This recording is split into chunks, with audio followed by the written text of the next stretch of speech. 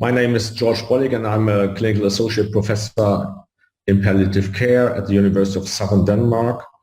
And I'm a senior consultant in palliative medicine in the palliative care team of the University Hospital of Southern Denmark.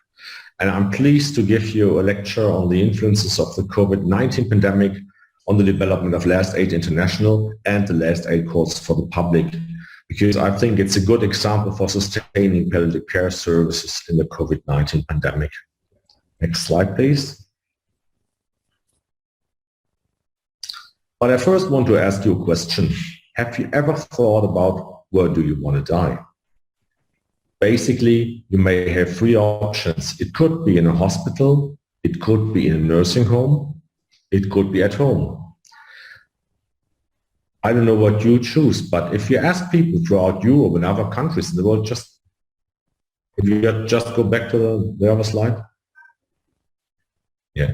If you ask people around the world, most of them would say, I would like to die at home. This is true for about 70 to 80% of all people. And in contrast to that, you can say only about 20% of the people die at home. Next slide, please. Yeah, and here's a citation of Alan Kelleher, the founder of the Compassionate Communities. And he told us that end-of-life care is everyone's responsibility. So everybody has a role in end-of-life care. Everybody can contribute. And from our point of view, I would say Last Aid courses may form the educational basis of compassionate communities. So Last Aid can teach everybody to do that, to participate in end-of-life care. Next slide, please. Yeah, and as Georg told you about, the very first idea of the Last Aid course concept was in my master thesis from 2008, which was originally about palliative care for old and demented people. So I aimed at designing a course for people working in a nursing home. And then I discovered, no, this is too short. I have to teach the whole public. And this idea was based on my ambitions, because I think first aid and last aid belong together. And this I learned in Seattle as a young physician, where I got some inspiration about people having a cardiac arrest. And in Seattle, it's the best place on earth to survive a cardiac arrest. I was wondering, how do they do that? And they do it by teaching the public. They have really short courses in cardiopulmonary resuscitation done by paramedics, which are about 1.5 hours, and people do it. So they are motivated and they can do it. And I thought we could do the same thing in palliative care. We just have to translate that. And then we gathered a working group from 3 countries, from Norway, Germany, and Denmark. And we started with the first Last Aid courses from 2014 and 15. Next slide, please. Don't need to say next slide, just pause as we discussed.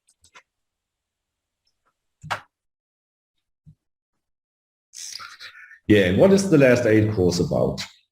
The Last Aid course aims at everyone. So all adults should take a Last Aid course, as all adults should take a First Aid course. And it's also suitable for children. We have done special Last Aid courses for children from 8 years of age. Usually participation is in a classroom teaching with about 6 to 20 participants, and the course is run by 2 certified instructors. Certified instructors are usually healthcare workers, doctors and nurses from specialized palliative care, but it can also be social workers, priests, or even volunteers or undertakers. They just have to do an instructor course, which is 1 day. And the course contains 4 modules. It's a short course. You can do it within 3 hours. So the first part is dying as a normal part of life. The second part is about planning ahead and about care planning, of course. The third is about relieving suffering and practical last aid.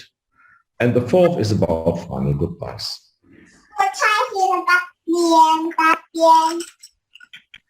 Yeah, and scientific research was a part from the very beginning. Already with the first courses in Germany from 2015, we started to use a questionnaire to ask the participants what their opinion and views were about the course.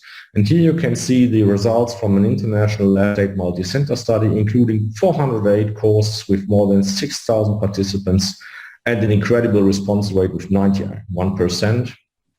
Participants were mostly women, 88% were women, and the median age was 56. Results were 99% recommended the course to others. So people really love the course. They have merely no suggestions to make it better. And 67% gave the course the top mark.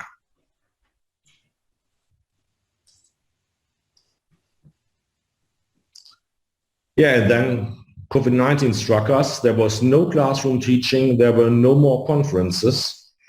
And the question arose, how can we sustain?